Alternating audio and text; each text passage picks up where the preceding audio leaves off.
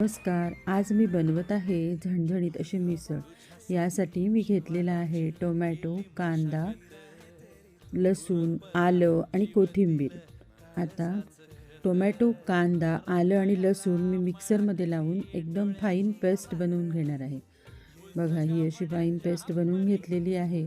आता मी फोडणीची तयारी करते. फोडणीसाठी कढईमध्ये तेल घातलेलं आहे आणि तेलावरती टाकलेली आहे मोहरी आणि हिंग, कढीपत्ता. आता त्यावर मी हे वाटलेलं वाटण ओतणार आहे. वाटण ओतल्यानंतर चांगलं परतून घ्यायचं आहे, कारण आपण कच्चा कांदा वापरलेला आहे. आता तेल बाजूला होईपर्यंत परतत राहायचं आहे. आता बघा, हे तेल कडा सुटू लागले आहेत, त्यावेळी आपण वरती टाकायचं आहे लाल तिखट. लाल तिखट नंतर आपण टाकणार आहोत गरम मसाला आणि मी थोडासा कोल्हापुरी मसाला वापरणार आहे की ज्यामुळे मिसळला एक अप्रतिम चव येते. हे सगळं घालून त्यामध्ये मी ओतणार आहे शिजवलेले चणे. तुम्ही कोणतेही कडधान्य वापरू शकता.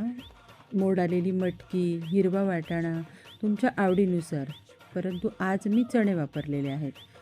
आणि तुम्ही बघू शकता सुंदर अशी मिसळ तयार झालेली आहे. इतकी छान उकळते आहे, सुगंधही छान पसरला आहे. आता आपण प्लेटिंग करून घेऊया. आणि हे असं आहे, बनलेली आहे सुंदर अशी मिसळ. कशी वाटली तुम्हाला रेसिपी? जर तुम्हाला आवडली असेल तर लाईक करा, शेअर करा आणि सबस्क्राईब करायला विसरू नका.